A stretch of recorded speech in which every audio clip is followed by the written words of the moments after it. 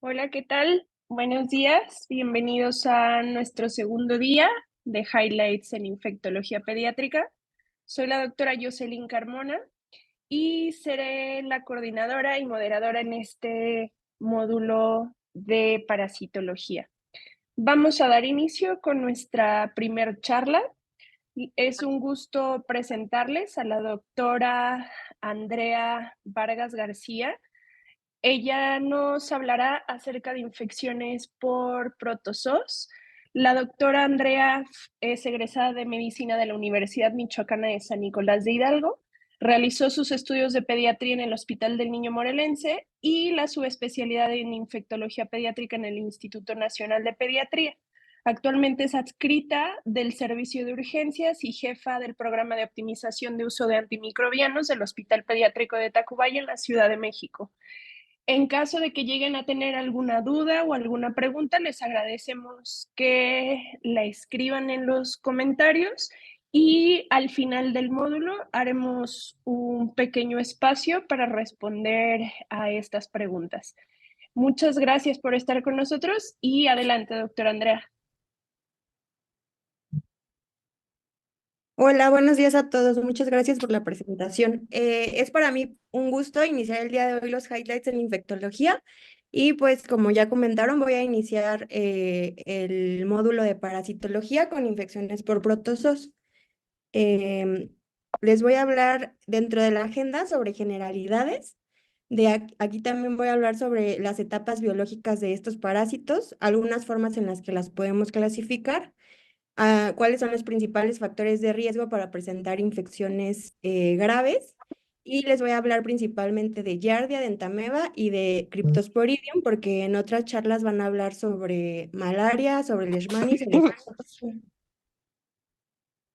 Entonces, para iniciar con las generalidades, los protozoarios son del reino protista y son del subreino protozoo. Estos son microorganismos unicelulares, también se pueden agrupar en colonias. Y estas células son autosuficientes y son capaces de llevar a cabo todas sus actividades metabólicas. Estos organismos están formados, perdón, están rodeados de una membrana unitaria que es químicamente similar al plasma. También tienen una bicapa lipídica que está asociada a gran variedad de proteínas y tienen sarcodinos, que es una capa delgada y flexible que también se le llama plasmalema. Tienen una pared corporal rígida que está sostenida por microtúbulos y tienen un citoplasma que está dividido en dos áreas, un ectoplasma, que es el área cortical, y un endoplasma, que es el área medular. Estos se mueven a través de organelos locomotores y dependiendo del parásito tienen diferentes. Los principales son los flagelos, los pseudópodos y los cilios. Y estos se dividen o se reproducen de dos formas, sexual y asexual, y dependiendo de sus características pueden vivir de manera libre o actuar como parásitos. De las principales formas de transmisión son la fecal oral, también se pueden transmitir por fomites y por contacto sexual. En cuanto a las etapas biológicas, existen principalmente tres. La primera es la de trofozoito, que esta es la forma activa, y las actividades que cumple principalmente es la de alimentación, la de reproducción, la de movilización y la acción patógena. Otra de las etapas biológicas es la de quiste. Esta etapa del parásito es el que le confiere resistencia al medio ambiente y también es la infectante, es la que se transmite de huésped a huésped. Y en esta también se cumple la actividad de multiplicación. Y dependiendo de algunas especies, existen otras como la de oquiste u ovoquiste, que esta es la etapa sexuada y se produce principalmente por fusión de gametos. Aquí les puse un cuadro de los principales cuatro filiums de los protozoos y les puse algunas de las características. Por ejemplo, el primero es el Sarcomatigófora, que es un núcleo de endosoma. Su aparato de locomoción pueden ser flagelos o pseudópodos o los dos. Les puse también sus maneras de reproducción. En este filum solo es un hospedero que puede ser el humano o algún otro mamífero y se encuentra principalmente en el intestino, aunque Giardia gingivalis pues también se puede encontrar en la cavidad oral. Y algunos ejemplos de enfermedades por este tipo de filum es la enfermedad de Chagas, la yardiasis y la amibiasis. El filium de los ciliados son unicelulares o también se pueden agrupar en colonias. Como su nombre lo dice, pues aparato de locomoción son los cilios y también solo tienen un hospedero, ya sea humanos u otros mamíferos. Se pueden localizar en el intestino delgado y en el grueso y un ejemplo es Balantidium coli. Otro es la apicomplexa, que se llama así porque en una de sus etapas tiene un complejo apical que es el que le ayuda a entrar a la célula. Estas son intracelulares obligadas y se mueven a través de moléculas contráctiles y de adhesión. Estas tienen uno o varios hospederos y se localizan en diferentes células como los eritrocitos, los enterocitos, los hepatocitos y otras células. Algunos de los ejemplos son la ciclosporiasis, la toxoplasmosis y la malaria. Y el último es la microspora, que estas también son intracelulares, producen esporas y carecen de organelas. Estas se dispersan a través de agua o de fluidos y por lo general tienen dos hospederos y se localizan principalmente en el aparato digestivo y el nervioso y algunos de los ejemplos son la encefalitis y la nocemosis. Aquí les puse otros filos y en rojo les puse de los que causan principalmente enfermedades o que son de relevancia en humanos, como el de los rizopodarios, pues Entamoeba coli e histolítica, los flagelados Giardia duodenalis, y de los esporozoarios o de los coccidios, pues Cryptosporidium especies. En cuanto a los factores de riesgo que nos van a aumentar la gravedad de la infección, está principalmente la especie del parásito, la intensidad de la infección y pues el hospedero es muy importante. Entonces es importante el estado inmunológico y el estado nutricional. Y las condiciones socioeconómicas también son importantes porque hay que recordar que este tipo de infecciones pues se presenta con mayor frecuencia cuando estas son desfavorables. En cuanto a los síndromes gastrointestinales que producen, son principalmente cuatro. Uno es la diarrea acuosa, aquí podemos encontrar a Giardia duodenalis, Isospora Cryptosporidium. También puede producir disentería, principalmente Entamoeba histolítica y también Balantidium coli. Puede producir síndrome de mala absorción intestinal como Giardia duodenalis o Cryptosporidium especies y síndrome de intestino irritable igual Giardia duodenales y Entamoeba histolítica. Entonces les voy a hablar primero de Giardia, el Amblia, que también se le puede llamar intestinal o duodenal. Este es el parásito que con mayor frecuencia se recupera en las muestras de los coproparasitoscópicos. Es cosmopolita y se encuentra principalmente en climas tropicales o subtropicales y circula en menor medida durante el verano. Es la primer causa de diarrea del viajero y se presenta hasta en el 40% de los pacientes. En cuanto a la edad, se presenta en mayor medida en niños de 1 a 9 años y el mecanismo de transmisión pues son los que comenté inicialmente. Entonces aquí les puse su ciclo biológico. Rápidamente pues se ingieren los quistes en agua o alimentos contaminados. De aquí pasan al intestino delgado. Aquí sufren la exquistación y se liberan 2 trofozoitos por cada quiste. Se reproducen por fisión binaria y al llegar al colon otra vez se enquistan e inician otra vez el ciclo. Es muy importante comentar que estos producen daño mecánico y no producen invasión. La dosis infectante es muy baja, desde 10 hasta 25 quistes. Y en cuanto al cuadro clínico, hay diferentes tipos. Una es los eliminadores asintomáticos o portadores asintomáticos. Aquí es importante recordar que se puede excretar el parásito hasta 6 meses. Estos pacientes pueden producir un síndrome diarreico que puede autolimitarse entre el séptimo y el 14º día o pueden permanecer asintomáticos. Otra es la aguda, que se presenta principalmente con dolor abdominal, distensión, malestar general, náuseas. Al inicio las evacuaciones suelen ser abundantes y acuosas, después se vuelven fétidas y pueden presentar esteatorrea. En promedio, se autolimita entre 7 a 10 días, en promedio 9 días. Aquí no se produce disentería ni va a haber leucocitosis en los exámenes químicos. Otra es la enfermedad crónica que se presenta hasta en un 50% de estos pacientes. Puede haber diarrea crónica, síndrome de intestino irritable, síndrome de fatiga crónica y hasta el 40% de los pacientes van a producir deficiencia transitoria de la lactosa.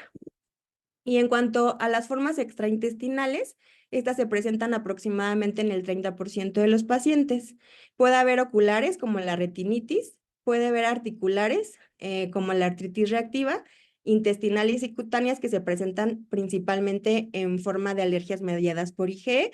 Y es muy importante también mencionar que estos pacientes, pues un gran porcentaje presenta falla de Medro. En cuanto al diagnóstico, pues es a través de la detección del trofozoito y o del quiste. Esto se hace a través de métodos de concentración, también con tinción de yodo, con tinción tricrómica o con hematoxilina hierro. Se tiene que realizar un examen coproparasitoscópico seriado y por lo regular lo hacemos en serie de 3, porque aquí les puse la sensibilidad. Uno solo tenemos una sensibilidad del 60% y aumenta hasta un 90% cuando se realizan 3 y solo aumenta un 5% más cuando se realizan 5. Por eso es que se recomienda pues en serie de 3. También se pueden hacer inmunoensayos con anticuerpos monoclonales. Estos tienen una sensibilidad que va del 89 al 100%, con una especificidad mayor del 99% y un valor predictivo positivo y negativo desde el 98% hasta el 100%. Y también se puede hacer a través de serología. Y aquí les puse un cuadrito sobre el tratamiento. El de elección, pues, sería el metronidazol. Dependiendo de la edad del paciente, les puse las dosis, la frecuencia con la que se administra y el tiempo de administración. Ahora voy a pasar a antameba histolítica. Este es un protozoario no flagelado, es formador de pseudópodos. Esta es la segunda causa de diarrea del viajero, se presenta hasta en el 27% de los casos. En cuanto a los factores de riesgo para enfermedad grave, pues son pacientes que se encuentren en extremos de la vida, que estén malnutridos, que tengan inmunosupresión o en mujeres embarazadas. Y en cuanto al ciclo, pues los quistes también son ingeridos a través de alimentos o agua contaminados. Estos quistes van a pasar al intestino grueso y aquí pueden tener 3 vías. Una es que permanezcan en la luz del intestino, es decir, van a causar una infección no invasiva y estos pacientes pues pueden ir eliminando estos quistes en las heces, entonces serían los portadores asintomáticos. Otra es que los trofozoitos invadan la mucosa del intestino, entonces aquí pues se produciría una enfermedad intestinal. Y otra es que invadan los vasos sanguíneos y que lleguen a sitios extraintestinales como el hígado, el cerebro, los pulmones y produzcan una enfermedad extraintestinal. Los trofozoitos se multiplican por fisión binaria y producen quistes. Estos 2 etapas, tanto el trofozoito como el quiste, pueden ser eliminadas por las heces, pero es importante recordar que el quiste es el que va a sobrevivir durante días o semanas al medio externo y este es el que va a ser el infectante. El trofozoito por lo regular es eliminado al poco tiempo de ser eliminado por el cuerpo. Y si llega a ingerirse, este pues no soporta las condiciones del ambiente gástrico. Y en cuanto al cuadro clínico, también está la colonización asintomática que se presenta hasta en el 80% de los pacientes. Aquí ellos excretan el parásito hasta 45 días y entre 4 al 10% de los pacientes pueden presentar una infección sintomática hasta un año después de haber sido colonizadores asintomáticos. Otra es la colitis amibiana, que se presenta entre 1 a 3 semanas, se caracteriza por un síndrome disentérico, hay dolor abdominal y fiebre hasta en el 30% de los casos. Otra es la forma crónica, que se caracteriza principalmente por dolor abdominal, intermitente y diarrea intermitente. Y dentro de las complicaciones, las principales es la colitis fulminante, que se presenta en el 0.5% de los casos. Y esta se debe principalmente a que de manera inicial se hace un diagnóstico erróneo de una enfermedad intestinal inflamatoria, entonces se da tratamiento con corticoides y esto promueve esta colitis fulminante. Tiene una mortalidad mayor del 40% y esta aumenta hasta un 90% si es que se involucra todo el colon. Otra es el ameboma, que se produce entre el 0,5 al 1,5% de los pacientes, y este es un tejido de granulación que se puede encontrar en el ciego o en el colon ascendente, y este se asocia a un absceso amebiano de la pared intestinal. Este provoca disentería hasta en el 30% de los casos, y el diagnóstico se hace a través de la biopsia. Y algunas de las formas extraintestinales, pues es el absceso hepático, que se produce en el 5% de los pacientes. Estos tienen síntomas gastrointestinales entre el 10 al 35%. El 80% de estos abscesos son únicos y se localizan en el lóbulo derecho. Entonces, aproximadamente el 75% producen complicaciones como atelectasia o parálisis del hemodiafragma derecho.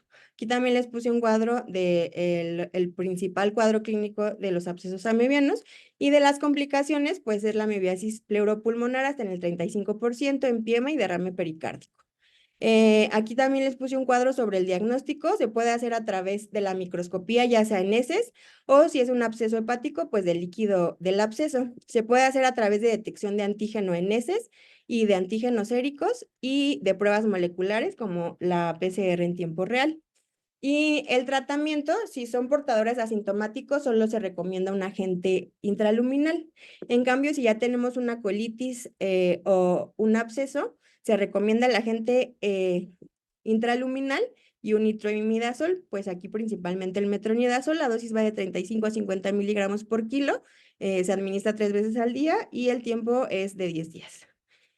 Hablando de las amibas de vida libre, solo de manera rápida, pues está Naegleria, que esta va a producir la meningoencefalitis amebiana primaria, y está los otros dos géneros, que es Acantameba y Balamutia, que se asocia a encefalitis granulomatosa amebiana. Estas dos formas son fatales entre los primeros 5 a 7 días de la enfermedad.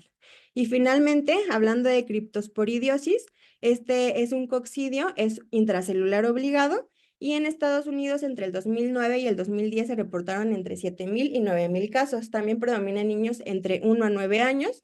Los principales son parvum y hominis. La dosis infectante también es muy baja, 10 ooquistes. El periodo de incubación es de 1 a 4 semanas, en promedio 7 días. El mecanismo de transmisión es el mismo. Aquí también les puse el ciclo.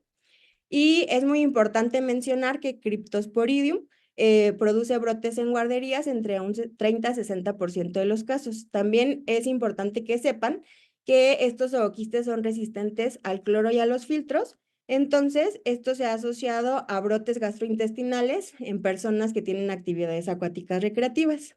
Cryptosporidium hominis infecta principalmente al hombre, y el cuadro clínico se caracteriza por ataque al estado general, náuseas, vómito, diarrea, y parvum también puede afectar a ganado y otros mamíferos, y por lo regular solo se caracteriza por diarrea, y hasta el 30% de los pacientes tienen infección respiratoria superior.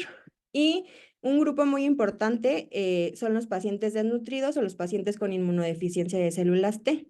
Estos pacientes, por lo regular, el curso de la enfermedad es grave, es prolongada durante semanas a meses, y se deshidratan de manera importante, lo que los puede llevar a la muerte. Tiene una mortalidad hasta el 50% de los casos. En cuanto a las manifestaciones extraintestinales, las principales son la colecistitis, también se ha observado pancreatitis, neumatosis cistoide intestinal y enfermedades respiratorias. Y el diagnóstico igual es por el examen directo. Se hace el método de concentración de heces con fórmula acetato de etilo y el método de Kim-Jun. Igual, como les comentaba, en serie de 3 se pueden hacer estudios de inmunofluorescencia y detección de antígenos. Y finalmente el tratamiento. En los pacientes inmunocompetentes no es necesario porque por lo regular, como les comenté, se autolimita. Sin embargo, en los inmunocomprometidos se aprobó por la FDA la nitazoxanida. El esquema se da por 3 días y está aprobado para mayores de 12 meses de edad. Se ha visto que acorta la sintomatología, y es muy importante recordar que en los pacientes con VIH-Sida, pues se tiene que dar también el tratamiento antirretroviral asociado a este tratamiento intraluminal. Y en algunos estudios se ha observado que los pacientes inmunocomprometidos también se benefician de tratamiento con inmunoglobulina humana oral. Y eso sería todo por mi parte. Muchísimas gracias, doctor Andy.